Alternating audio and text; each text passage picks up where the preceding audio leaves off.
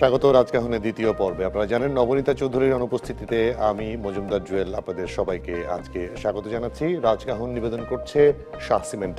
শুরুতে জানিয়ে দিতে চাই মার্কেন্টাইল ব্যাংক সংবাদ শিরোনাম।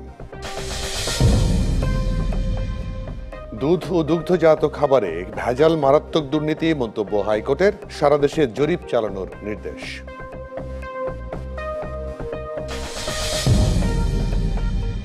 সংরক্ষিত 50 নারী আসনে 49 জনের মনোনয়নপত্র জমা। আওয়ামী লীগের 43, জাতীয় পার্টির 4 জন।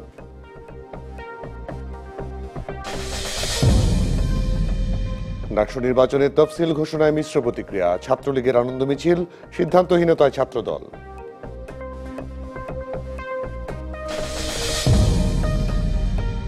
এবং এবার হজে যাবেন 1,27,000 মুসল্লি। খরচ বাড়ছে সরকারি বেসরকারি দুই ব্যবস্থাপনাতেই।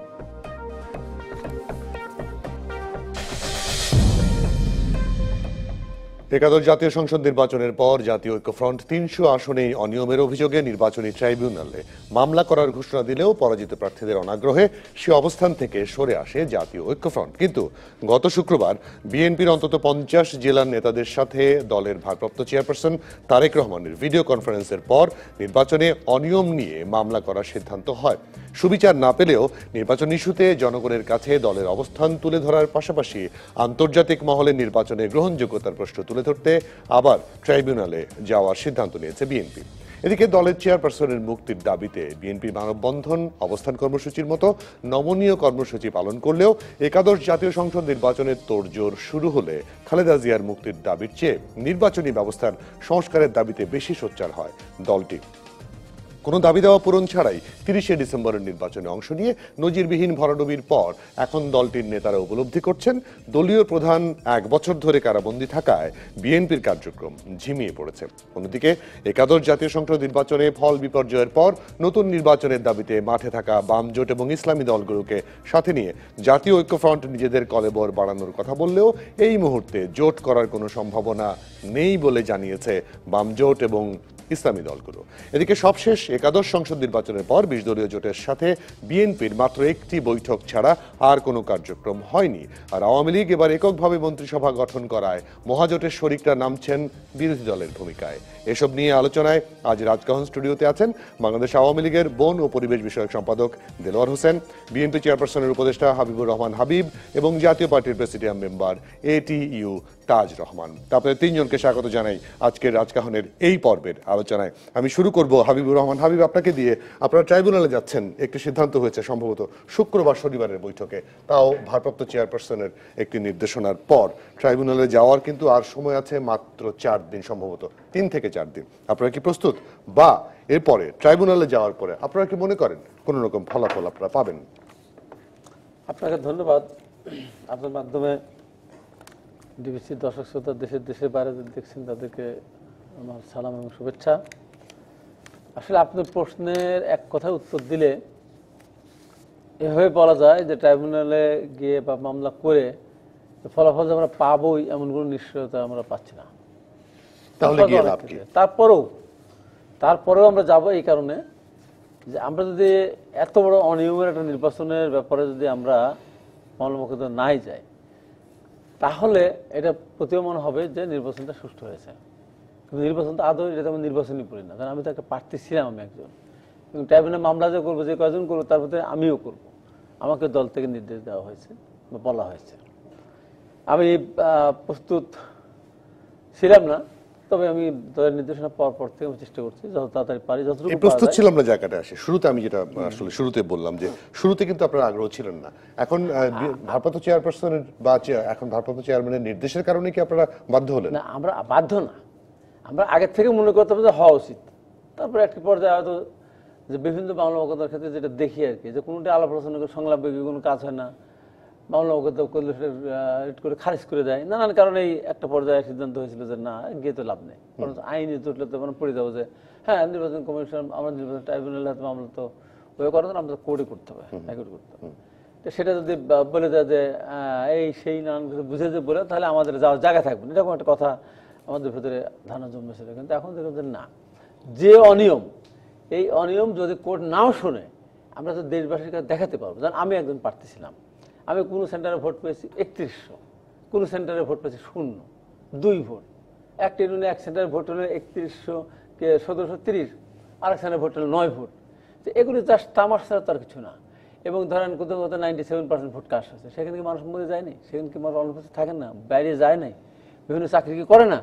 তো এই যে সমস্ত অনিয়মগুলি, আমরা এগুলি দিয়ে ধরেন আমরা মামলা করব। এবং নির্বাচন প্রথম থেকে আপনার তফসিল ঘোষণার পর থেকেই তো অনিয়ম শুরু হয়েছে। তার মানে নির্বাচন কমিশন যেটা বলেছিল, প্রাইম মিনিস্টার দেখা করার তার উনি যে রিস্টার দিয়েছিলেন যে নির্বাচন তফসিল ঘোষণার পর আর কোনো নতুন মামলা হবে না, কাউকে গ্রেপ্তার করা হবে না।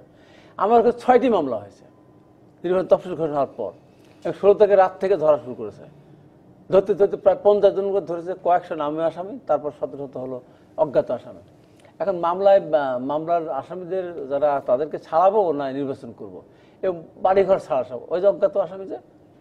তো এই নিয়ে এটা নির্বাচন প্রথমেই শর্ত ভঙ্গ করেছে। তো প্রথমেই নির্বাচন কমিশন শর্ত ভঙ্গ করেছে গ্রেপ্তার করার মধ্য দিয়ে। তারপর ধরেন আমরা যখন পোস্টার লাগাতে গেছি, পোস্টার লাগাতে দেয়নি, কোথাও লাগানোর পর রাত্রি কেটে দিয়েছে, কেটে দেওয়ার পর আগুন ধরে পুড়ে দিয়েছে, অফিস করেছে, অফিস পুড়ে দিয়েছে। আমরা অভিযোগ দায়ের করেছি, নির্বাচন কমিশনের কাছে বলেছি, স্থানীয়ভাবে বলেছি, ডিসিকে বলেছি, রিটার্নিং অফিসারকে বলেছি, প্রশাসনকে বলেছি, কোনো কথাই শুনে তা আমাদের। এমনকি নির্বাচনের দিনে, নির্বাচনের আগের দিন রাত্রে ধরেন নির্বাচন যে হয় নাই তার প্রমাণ হলো আমার উপর আঘাত। আমি এই দেশে যত ক্ষুদ্র মানুষই হয় না কেন, এই দেশে আন্দোলন সংগ্রাম, স্বাধীনতা যুদ্ধ, আগে পরে মুক্তিযুদ্ধ, সব কিছুর ভিতরে কিন্তু আমার অংশগ্রহণ আছে। আমি ট্রাকে তোলা পৃষ্ঠ হয়েছে, পুলিশের মার খেয়ে দিনের পর দিন হাসপাতালে থেকেছি, কিন্তু কোনো ছাত্র সংগঠন না, ঢাকা বিশ্ববিদ্যালয়ে এত অস্ত্রধারী এত কিছু ছিল, মোকাবেলাও করেছে, কিন্তু আমার গায়ে কিন্তু কেউ সাহস করেনি হাত দিতে।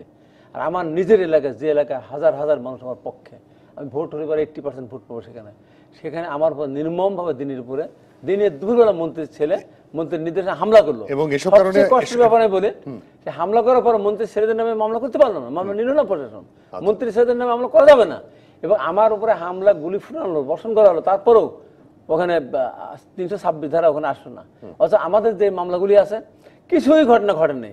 আওয়ামী লীগ অবসরে মামলা দিয়ে 2 থানার থেকে লোকজন দিয়ে মামলা দিল। এসব ঘটনার কারণে সবশেষ আপনারা ভাবছেন যে এই ট্রাইব্যুনালে গেলে অন্তত প্রতিবাদটা করা যাবে। আমরা যাচ্ছি সেখানে, তারপর না গেলে অন্তত আমাদের কাছে এতটুকু। জি, আপনার কাছে আসবো জনাব তাজ রহমান। আপনি নিজেও প্রার্থী ছিলেন এবার, যদিও বিজয়ী হতে পারেননি, এবং যেটি হাবিবুর রহমান হাবিব বলছেন যে এবারের নির্বাচনটা তামাশার সঙ্গে উনি তুলনা করছেন, আপনি কি কেমন বলবেন?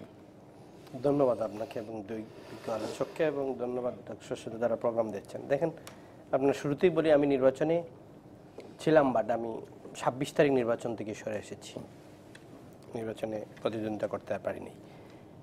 নির্বাচনে কিছু ত্রুটি তো আছেই, এটাতে হাবিব ভাই যতটুকু বলুন ফুললি নাই হোক, কিছু ত্রুটি আছেই। সেই ত্রুটিগুলোর জায়গা কোথায় ধরতে হবে, সেই ত্রুটির শুরু কোথা থেকে সেটা আপনাকে ধরতে হবে।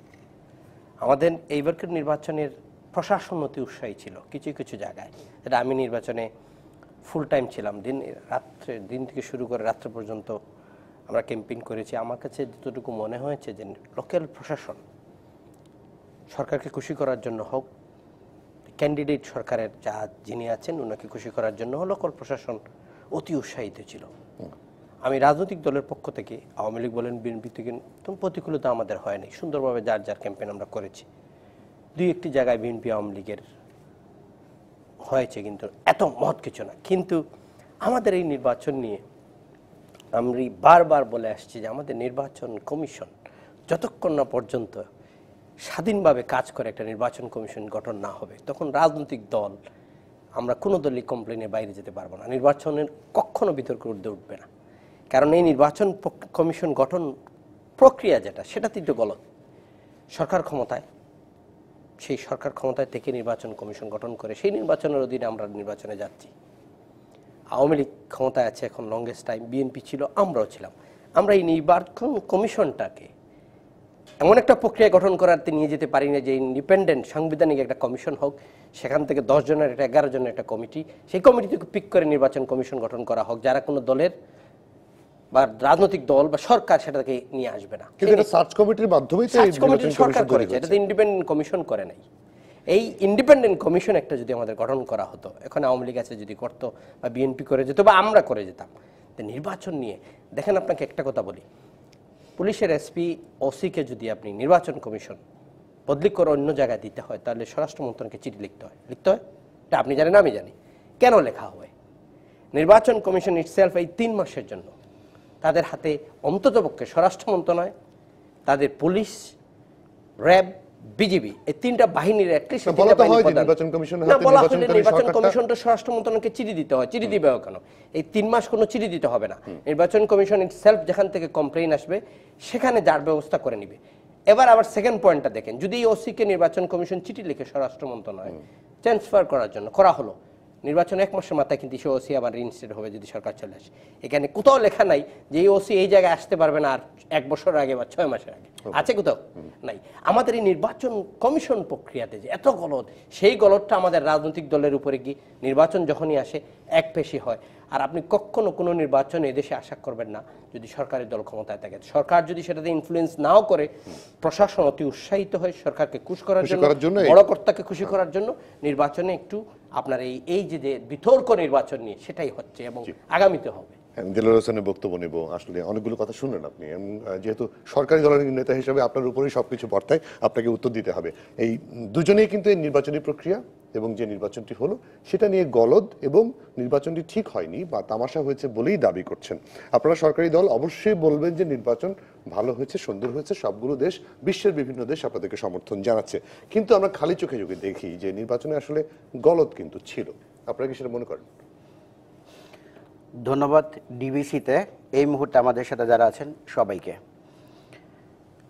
আমরা দুজন বক্তার, দুজন আলোচকের কথা শুনলাম।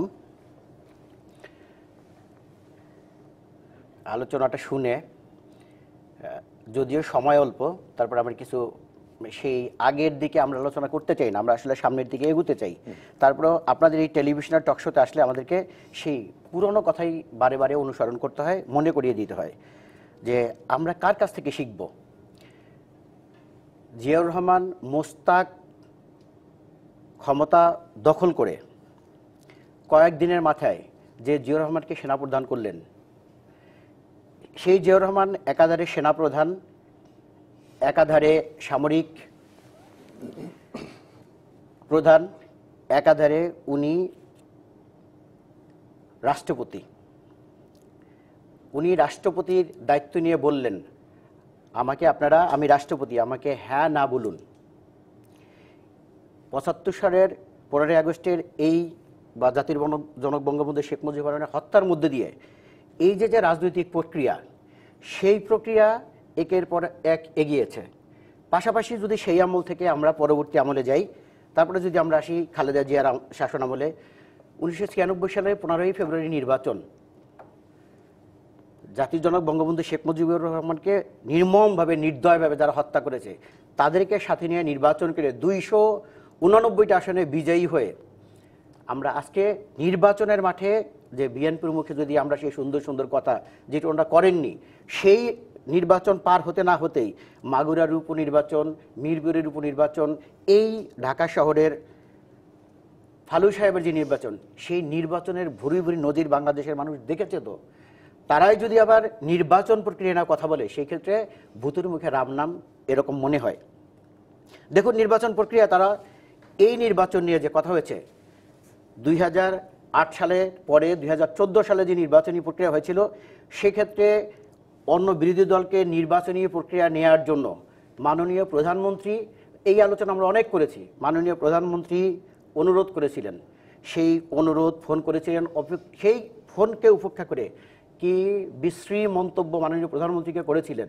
সে প্রক্রিয়ার পরে তো আমরা একটু একটু এগোতে চেয়েছিলাম। সেখানে নির্বাচন কিন্তু করতে ওনারা যাননি, কিন্তু নির্বাচনকে প্রতিহতের ডাক দিয়েছিলেন। একটি রাষ্ট্রীয় সিদ্ধান্তকে চ্যালেঞ্জ করা একটি রাষ্ট্রদ্রোহ ব্যাপার, সেই জিনিস কিন্তু এই বিএনপি জামাত জোট করেছে। তারপরে অনেক মানুষের প্রাণহানি, নির্বাচনকে ভণ্ডুল শুধু না, নির্বাচনকে চ্যালেঞ্জ করা, সের মধ্যে দিয়ে কিন্তু আমরা এগিয়েছি। আবার যখন এই সময়ে এই 11তম জাতীয় সংসদ নির্বাচন হলো, সেই সময়ে মানুষের মনে, সমস্ত বাংলাদেশের গণতান্ত্রিক মানুষ যারা ছিলেন, তাদের মনে একটি প্রত্যাশা ছিল, মাননীয় প্রধানমন্ত্রীর এত রক্ত, এত মানুষের জীবনদান, এত অগ্নিসংযোগ, এত বার্ন ইউনিটের কান্নাকে ভেদ করে জননেত্রী শেখ হাসিনা শুধু মানুষের কথা বিবেচনা করে, বাংলাদেশের গণতান্ত্রিক মানুষের চিন্তা করে উনি আমাদের দলের, আমরা যে দলীয় নেতাকর্মী তাদের যে আমাদের যে আকুতি সেটাকে উপেক্ষা করে বাংলাদেশের মানুষের জন্য উনি কিন্তু সকল রাজনৈতিক দলকে একত্রে বসিয়েছিলেন। ওনারা গিয়েছিলেন, ওনারা তখন বলেছিলেন আমরা একটি অংশগ্রহণমূলক নির্বাচন চাই।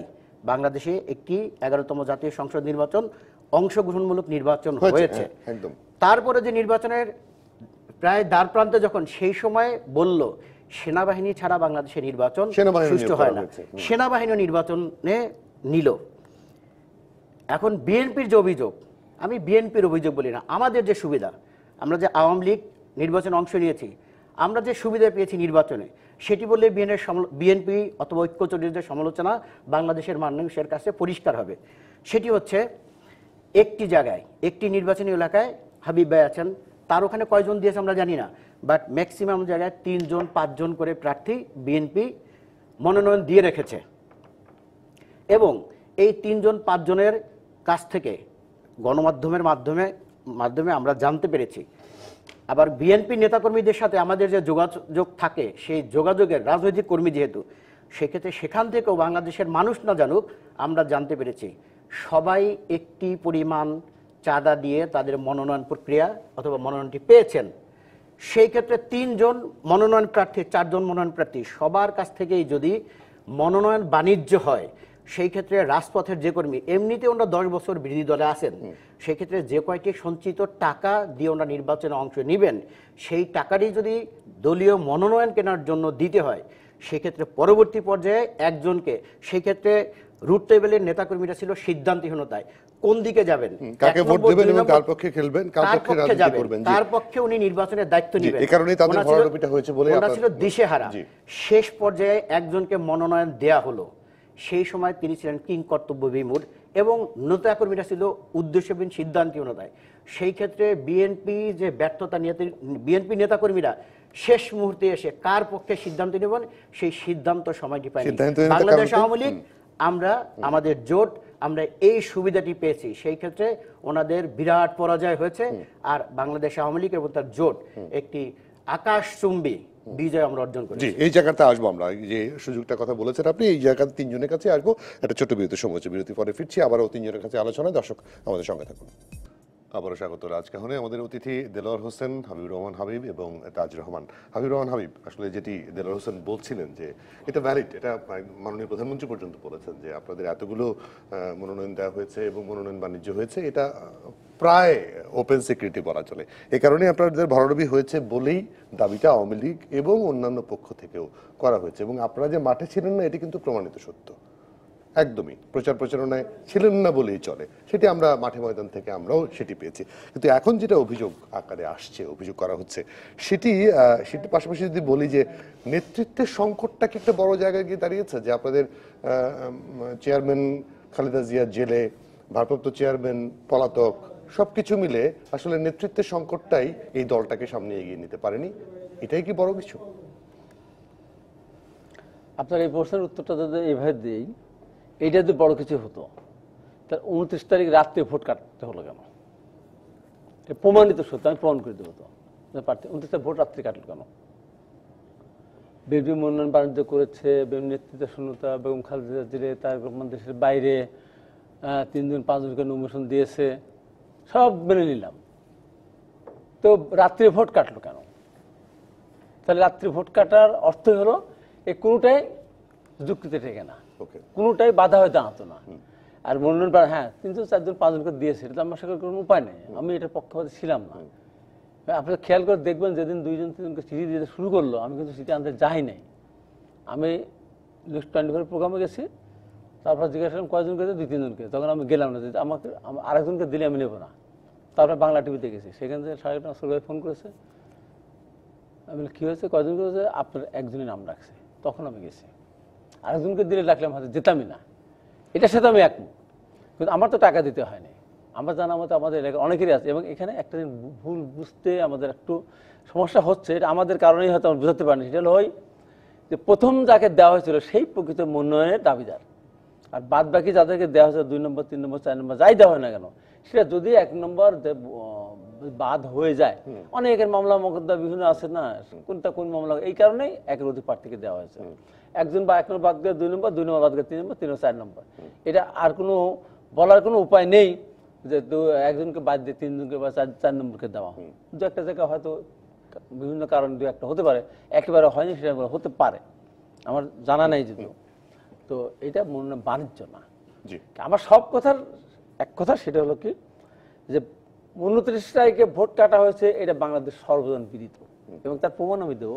আমি বলেছি কালকে ওটা শোতে বলেছিলাম, বাসার থেকে বলেছি ওটা, যে নাঈম ইসলাম খানের একটা এই ধরনের 3-4টা পয়েন্টের উল্লেখ করে বলেছিলাম। নাঈম ইসলাম খানকে আমি শ্রদ্ধা ভরেই বলতে চাই, উনি একা না, উনি যতজন অভিজ্ঞ লোককে পারেন, সে যে পর্যায়ের এমপি হোক, মন্ত্রী হোক, আরও কেউ হোক, আমার সাথে আমি একা থাকবো, আমার সাথে টেবিলে বসে আমাকে বুঝিয়ে দিক যে হাবিব ভাই আপনার ওখানে ভোট কাটা হয় না 29 তারিখে রাতের বেলা, আমি সবগুলো মেনে নেবো।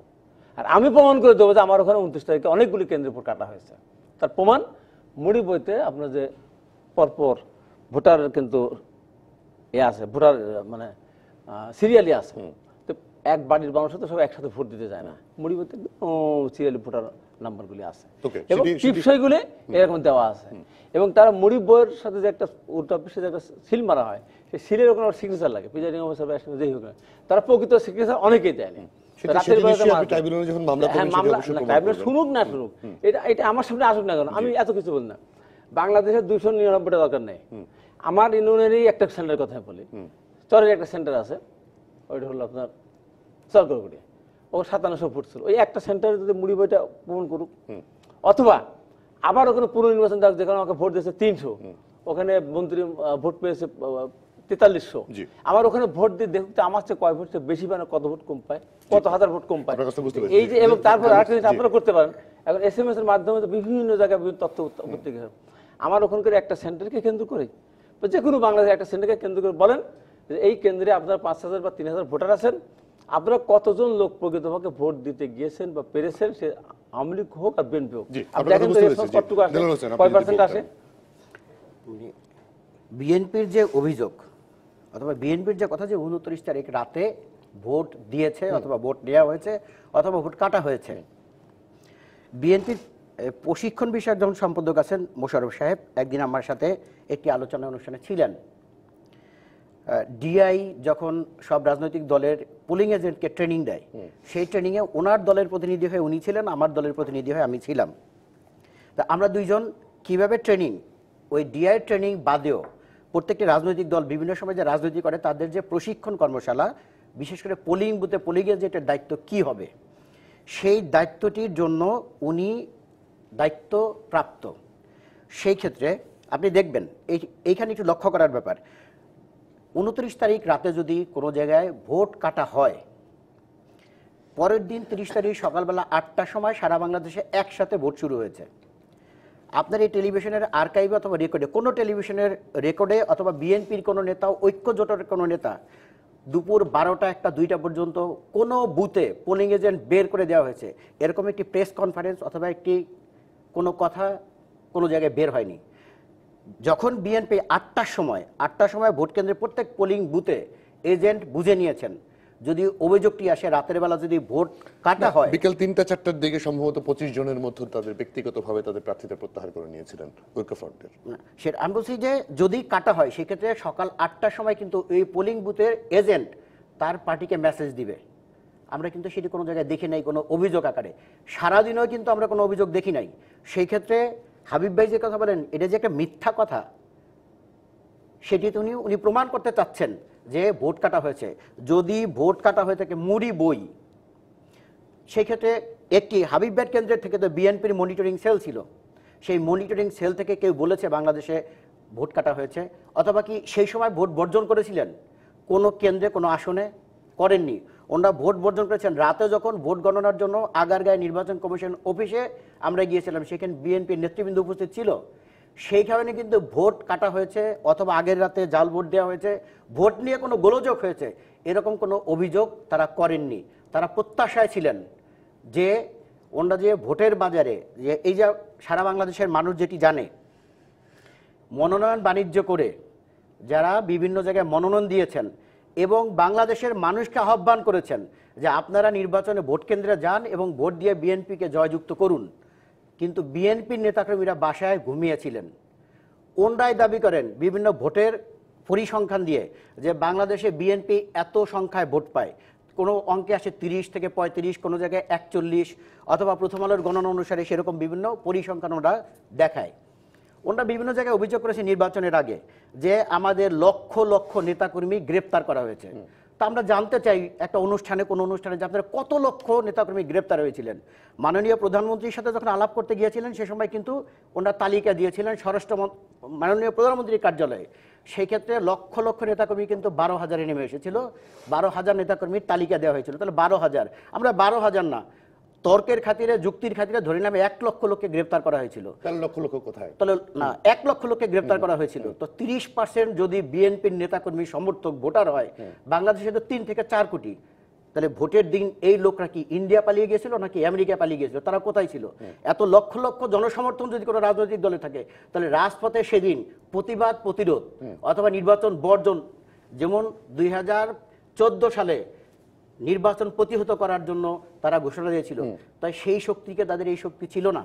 সেই ক্ষেত্রে বিভিন্ন জিনিস বলে বিভিন্ন রকমের অভিযোগ না, যে নির্বাচিত, আমাদের একটি কথা আছে, পরাজিত মন কোনো যুক্তি মানে না।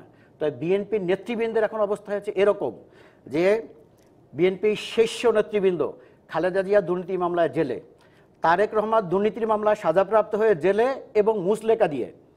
সেই ক্ষেত্রে যেই পার্টির শীর্ষ নেতৃবৃন্দ নাই, ধরুন একজন ডাক্তার যদি ভুল করে তাহলে একজন রোগী মারা যায়, একজন ইঞ্জিনিয়ার যদি ভুল করে একটি প্রজেক্ট ক্ষতিগ্রস্ত হয়, একজন রাজনীতিবিদ যদি ভুল করে তার দল ক্ষতিগ্রস্ত হয়, দেশের মানুষ ক্ষতিগ্রস্ত হয়। সেই ক্ষেত্রে এইরকম তালহারা দল হচ্ছে বিএনপি। জি, আমি তাজুল রহমান, আমি যেটি আসলে দেলোয়ার হোসেন বললেন এবং তার দলের সাধারণ সম্পাদক ওবায়দুল কাদেরও বলেন যে হাঁটু ভাঙা দল বিএনপিকে বলেন, এবং তারা আন্দোলন করতে পারেননি, আন্দোলন জমাতে পারেননি, তার প্রতিবাদের দাবিতে মাঠে আসতে পারেননি, এই কারণে তাদের দাবিও মানানো হচ্ছে না। বিষয়টা কি এরকম যে তারা আমন্ত্রণ জানাচ্ছে আন্দোলন করেন, আবার 2014-13 মতো জ্বালাও পোড়া করেন, তাহলে আমরা দাবি মেনে নেব, খালেদা জিয়ার মুক্তি দেব বা অন্যান্য দাবি মেনে নেব? বিষয়টা কি এরকম? দেখেন, এখানে দুইটা ওয়েতে আপনি ওয়ার্কআউট করতে হবে। একটা হলো সরকার হয়তো খুব শক্তিশালী, বিএনপি হয়তো দুর্বল। যদি বিএনপি দুর্বল না হতো তাহলে সরকারকে তাদের দাবি মানতে বাধ্য করতো। বাংলাদেশের ইতিহাসে কিন্তু আন্দোলন করে দাবি মানার অনেক ঘটনা, তার মধ্যে হাবিব ভাই তো একজন আছেন, এখানে অনেক আন্দোলন ওনারা করেছেন। এখন আন্দোলন করে সরকারকে ওনারা সেই দাবিতে নিয়ে আসতে পারতেছেন না। গত নির্বাচনের আগে যতগুলো দাবি ছিল সরকার একটা দাবি পূরণ করে নাই, তারপরে বিএনপি নির্বাচনে গিয়েছে। কারণ রাজনৈতিক দল হিসাবে একটু তাদের দলের অভ্যন্তরীণ যে কুন্দল আছে, অভ্যন্তরীণ যে নেতৃত্ব সমস্যা আছে, নেত্রী জেলে আছেন, এটা তো এফেক্ট একটা রাজনৈতিক দলের স্বাভাবিক থাকবেই। কিন্তু রাজনৈতিক দল তার দলের ভিতরে কি করবে সেটার বক্তব্য আমার সঠিকভাবে দেওয়াটা ঠিক হবে না।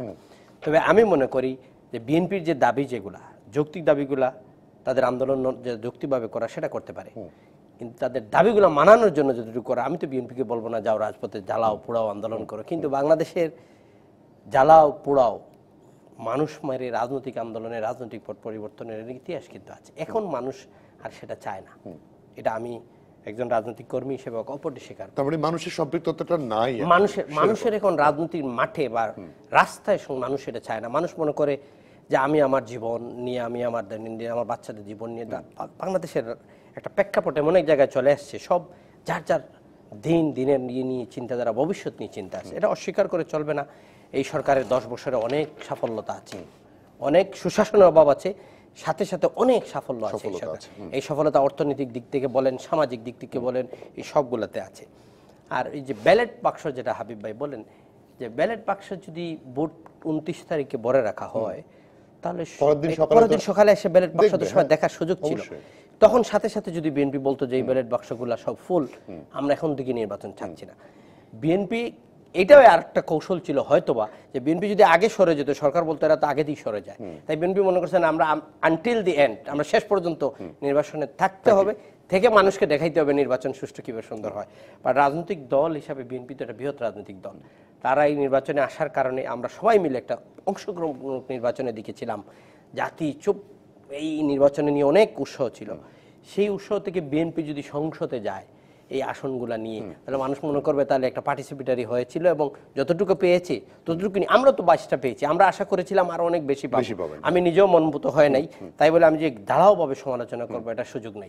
বোলটুটি আছে, নির্বাচনে বোলটুটি থাকবে, পৃথিবীর বিভিন্ন দেশ, উন্নত দেশ আমেরিকাও আছে নির্বাচনের বোলটুটি। এই জায়গাটাতে আসবো আমি। বিএনপি যে 8টা মানে জাতীয় ঐক্যফ্রন্ট যে 8টা আসন পেল, তারা কেন যাবে না? গিয়ে তো যে বলার অনেক ধরনের আসলে বলা, সংসদ তো একটা বড় জায়গা, এতগুলো মানুষ প্রধানমন্ত্রী থেকে শুরু করে সবাই থাকে, সেটা আবার সেখানে সরকার বলতে পারতো। শুনবে কিনা, এবং সরকার কতটুকু কিন্তু শুনবে জাতি তো সেটা শুনতো, হ্যাঁ, সরকার তো জাতি শুনতো, তাহলে তারা যাবেন না কেন? এই জায়গাটাতে আসবো, একটা ছোট্ট বিরতি নিয়ে ফিরছি আবার। দর্শক আমাদের সঙ্গে থাকুন। আবারও স্বাগত রাজকাহনে। আমাদের আজকের অতিথি দেলোয়ার হোসেন, হাবিবুর রহমান হাবিব এবং এটিইউ তাজ রহমান। আমি হাবিবুর রহমান হাবিব যেটি আসলে যাওয়ার আগে বলতে চাচ্ছিলাম, এটিইউ তাজ রহমান যেটি বলেছিলেন যে আপনারা যে 8টি আসন পেয়েছেন সেটি নিয়ে এখন যেটা বলছেন যে আপনাদের একজন আপনাদের বুদ্ধিজীবী বলি আমরা, ডাক্তার জাফরুল্লাহ বলেছেন যে খালেদা জিয়ার মুক্তির জন্য একটি সংলাপ চান তিনি প্রধানমন্ত্রীর সঙ্গে, সেটি না করে সংসদে গিয়ে এই মুক্তির দাবিটা তো তুলতে পারতেন আপনারা, কিন্তু আপনারা বলেছেন আপনারা শপথ নেবেন না, তাহলে তো আরো পিছিয়ে যাচ্ছেন। বিষয়টা কি ঠিক হচ্ছে? এটা পিছিয়ে যাওয়া আর এগিয়ে যাওয়ার ব্যাপার না। আমরা মনেই করি এটা নির্বাচন হয়নি, সেখানে আমাদের শপথ নিয়ে তো প্রশ্ন ওঠে না। আর আমার ছোট ভাই দেলোয়ার যে কথা, দেলোয়ারকে বলবো, ভবিষ্যৎ অনেক সামনে। কোনো জিনিস সঠিক না জেনে বললে, একজনকে মিথ্যাবাদী বললে মানুষ দর্শক ভালোভাবে নেয় না। আর আমি হাবিব জানো তো পক্ষে, জ্ঞান পক্ষে মিথ্যা কথা বলি না, মিথ্যা তথ্য দেই না। আমার সম্বন্ধে বলে গড়ায় যখন বলে বসলো 8টার সময় যখন আমরা নির্বাচন কমিশনে বিএনপি হেরে যাচ্ছিল, তখন তারা বলছে বয়কট করছে। কথাটা কি আদৌ ঠিক?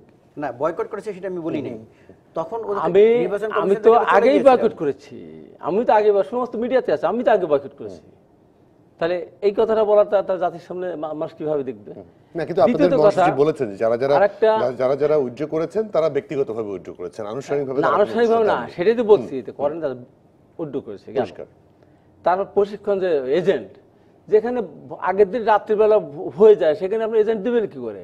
আর ভোটের বাক্স আপনি দেখবেন কি করে? এজেন্টটা ঢুকতেই পারে নাই। আমার ওখানে, আমি তো মন্ত্রীর সাথে ইলেকশন করছি, এখন আমি যদি ইলেকশন না করতাম তাহলে এখানে এসে বলতে গেলে আমি বাধাগ্রস্ত হতাম। আমি ইলেকশন করেছি, আমার ইউনিয়নে, ওই ইউনিয়নে 15,000 ভোটার, মন্ত্রী ইউনিয়নে। সেখানে আমি ভোট দিয়েছি আমাকে 200 কতটা, ওনার সেন্টারে 11টা, একটা সেন্টারে 159টা বাড়িতে, তাদের 30টা 25টা করে। তো সেখানে আমি এজেন্ট দিয়ে কি করবো? আমার এজেন্টকে সঙ্গে ওখানে ঢুকতে পেরেছে নাকি? আগের থেকেই পারে, তার আগেই মোটরসাইকেল লুট করে নিয়ে গেছে মারধর করে। তো ভোট যেখানে হয় না, সেখানে এজেন্টের প্রশিক্ষণ এখানে বড় ব্যাপার না। আর একটা যে কথা বলা, যে ইলেকশনের কিছুই হয়নি, আমার ওখানে পিন্টু শেখ নামে এক ভদ্রলোক এখন পর্যন্ত সে কথা বলতে পারে না, আইসিইউতে আছে এখন পর্যন্ত। ইলেকশন বহু মানুষ আহত হয়েছে। তো এইরকম যদি বলে যে হয়নি, তা তো না, বহু মানুষ আহত হয়েছে বহু জায়গায়। মারধর, আপনি যে কথা বললে যে আমরা নামই নাই। তো এখন যে সাধারণ যে কথাটা বললো, ওই কথার উত্তরটা আমি দিতে চাই যে একটা ভালো ছাত্র ফেল করেছে, শিক্ষার ওরা ফেল করলো কেন? তো হলো স্কুল কামাই যায়। তো স্কুল কামাই যায় কেন? পরে খুঁজতে গিয়ে দেখলো যে দারুণ অসুস্থ ছিল, অসুস্থতার কারণে স্কুল কামাই দিয়েছে, স্কুলে আসতে পারে নাই, আর স্কুলে আসতে না পারার কারণে সে ফেল করেছে। তো বিএনপির নেতাকর্মীদের আপনার গায়েবী মামলা দিয়ে দিয়ে এলাকা ছাড়া করেছে আগেই তো আওয়ামী লীগের মাস্টাররা পুলিশ বাড়িতে বাড়িতে গিয়ে বলছে যে ভোট সেন্টারে যাবে না, ভোট দিতে যাবে না, ধান সেরে ভোট করবে না, এগুলি বলতে বলতে তো আগে থেকে তাদের বিতাড়িত অবস্থা আছে। তো সেখানে ভোট সেন্টার আসবে কি করে? তো এরকম ভাবে তার পার্সেন্টেজের কথা বলছে যে একটা এলাকায় ধর 20 জন লোক যদি এই হাতে এত ভোটার, তা আমার ওখানে প্রথম রাত্রে এক রাত্রে আবার সুজন প্রফেসরকে ধরলো, সুলভ মালটাকে ধরলো, শাহিনকে ধরলো, আবার আসাদুলকে ধরলো, বাস্তুকে ধরলো, রবি, এই ধরার মধ্যে দিয়ে আমি বলি বলছে নাম বলতে না, আমার এক উপজেলা জলিল মোল্লাকে ধরলো। এতগুলো লোক ধরার পরে, ইম্পর্টেন্ট লোক ধরার পরে লোক সংখ্যা বেশি লাগে না তো? একটা এলাকায় একজন আজকে ধরেন বর্তমান বাংলাদেশের প্রধানমন্ত্রী কোন কারণে অসুস্থ হয়ে দেশের বাইরে যান, 2 বছর ছুটি নিয়ে যান, 6 মাস ছুটি নিয়ে যান, তাহলে উনার জায়গায় আর কেউ পূরণ করতে পারবে? লোকাল এলাকা তো এরকম হয়।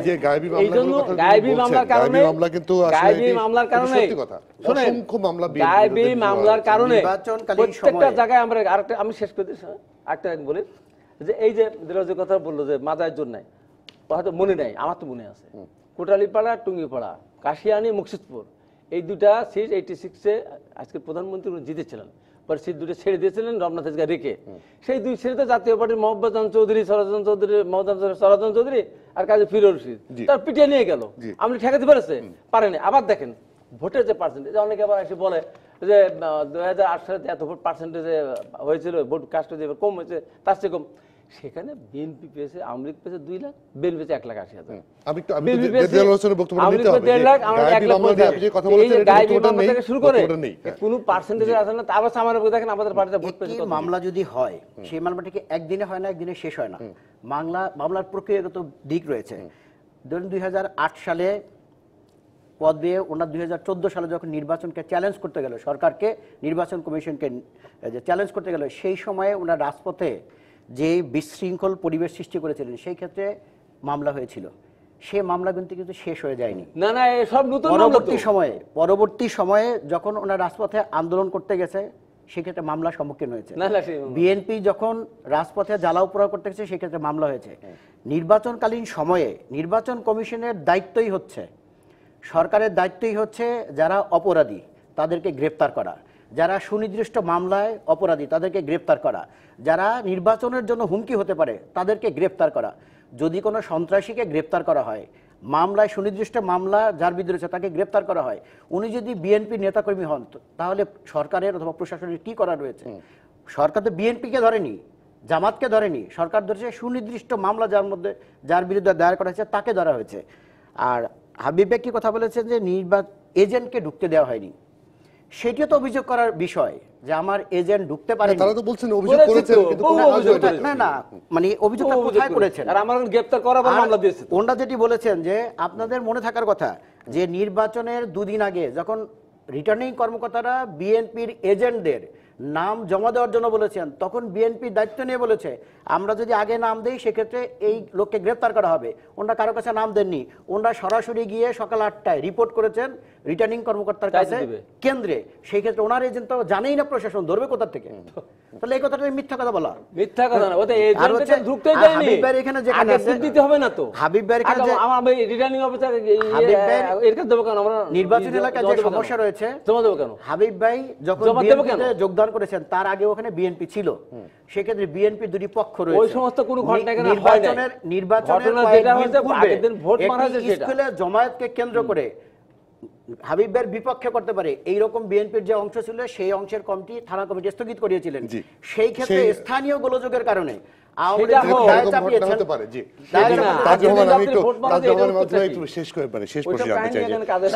সর্বশেষভাবে আসলে গত নির্বাচনের পরেও জাতীয় পার্টি ছিল বিরোধী দলে এবং সরকারে, এবার প্রকৃত অর্থে বিরোধী দলে আছে। আপনি কি মনে করেন জাতীয় পার্টি যে বিরোধী দলের ভূমিকা পালন করবে বা সত্যিকারের বিরোধী দলের ভূমিকা পালন করতে পারবে এবং সরকারকে সঠিক রাস্তা দেখাতে পারবে? আপনার কি মনে হয়? অবশ্যই পারবে, কেন পারবে না? দেখেন, জাতীয় পার্টি আমরা আওয়ামী লীগের সাথে নির্বাচনী জোট করে নির্বাচনে আমরা এসেছি। এখানে আমরা নৌকা প্রতীক নিয়ে করি নাই, লাঙ্গল নিয়ে করেছি। আমরা বিরোধী দল হইতে সরকারের কোনো প্রস্তাবের বিপক্ষে ভোট সংসদে দিলে আমাদের সদস্যপদ যাবে না। আমরা বিরোধী দল হতে পারবো, এখানে কোনো নির্দ্বিধা হইতে পারবো। এবং যেহেতু এবার কোনো মন্ত্রী আমাদের সরকারের সাথে নাই, আমরা সরকারের জনবিরোধী যত কাজ সেই কাজের গঠনমূলক সমালোচনা সংসদে এবং বাইরে করব। সরকারের ভালো যে কাজগুলো হবে সেই কাজের প্রশংসা আমরা সংসদে করব। কারণ একটা দেশকে আপনার এগিয়ে নেওয়ার জন্য সরকারকে কিন্তু বিরোধী দলের ভালো কাজের যদি আপনি সহযোগিতা করেন, দেশের ধারাবাহিকতা রক্ষায় এটা ভালো হয়। আর রাজনৈতিক যে বিতর্ক এটা অনন্তকাল চলবে, কখনোই শেষ হবে না।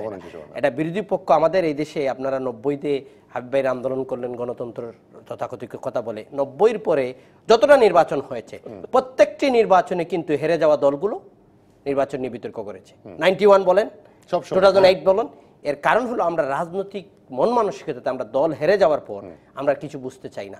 আমরা ক্ষমতায় গেলেই আমাদের রাজনীতি সুষ্ঠু, ক্ষমতায় না গেলে এটা আমি কাউকে একা বলি নাই, আমরা তিনটি রাজনৈতিক দলের অবশ্যই। তাজওয়ার আপনাকে ধন্যবাদ এবং দেলোয়ার হোসেন আপনাকে ধন্যবাদ আজকে আমাদেরকে সময় দেওয়ার জন্য। আপাতত বিদায় রাজকাহন থেকে। আগামীকাল রাত 10টা পর্যন্ত সব খবরে খুঁজতে থাকুন রাজনীতি। তারপর রাত 10টা থেকে 12টা আপনার বিশ্লেষণের সঙ্গে মিলিয়ে নেবেন নবনীতা চৌধুরীর বিশ্লেষণ। তৈরি হবে নতুন রাজকাহন। সঙ্গে থাকুন।